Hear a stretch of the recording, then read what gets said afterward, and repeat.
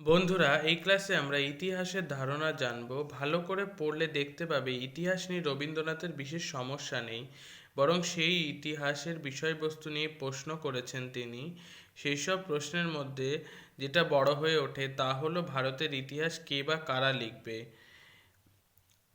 বিদেশি ঐতিহাসিক নাকি ভারতের নিজেরাই? ভারতীয়দের নিজেদেরই লিখতে হবে তাদের ইতিহাস। রবীন্দ্রনাথের বেশ কিছু বছর আগে এরকম প্রশ্ন তুলেছিলেন বঙ্কিমচন্দ্র। তারই বক্তব্য ছিল বাঙালির ইতিহাস চাই, অর্থাৎ বাঙালি জাতির অতীতের কথা বাঙালিকে জানাতে হবে।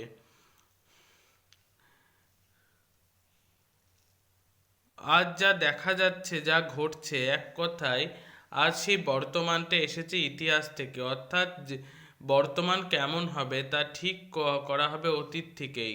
বর্তমানে নানা কাজের যুক্তি খুঁজে বার করা হয় অতীত থেকে।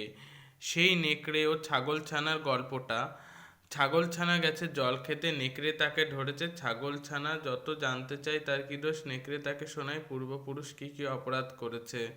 নেকড়ের যুক্তি ছিল ছাগলছানাকে তার পূর্বপুরুষের করা অপরাধে শাস্তি পেতে হবে, অর্থাৎ ছাগলছানার প্রতি নেকড়ের বর্তমানে আচরণের যুক্তি লুকিয়ে আছে ইতিহাসে।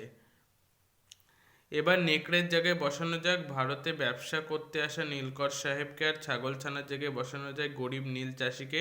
প্রায় সবসময় দেখা যেত নীলকর সাহেবের কাছে চাষির টাকা ধার আছে, সেই ধার বংশগত ধারে পরিণত হয়েছে, ফলে চাষিকেও নীল চাষ করতে যেতে হতো। যুক্তিটা একই।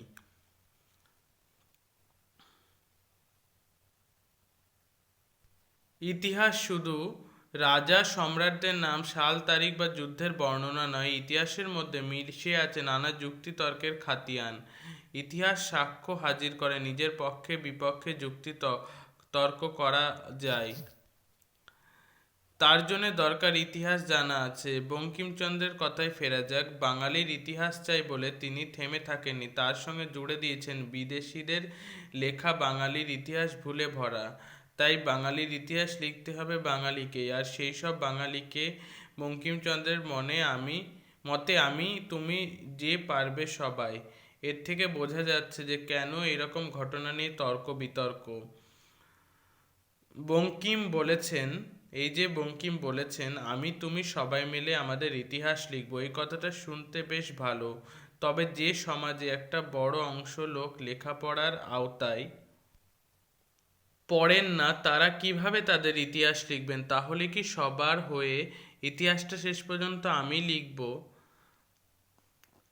এখানে আরো বলা হয়েছে যে ঠিক সেই কারণে ভারতের ইতিহাস কিছু শিক্ষিত মানুষের বিচার অনুযায়ী লেখার ইতিহাস।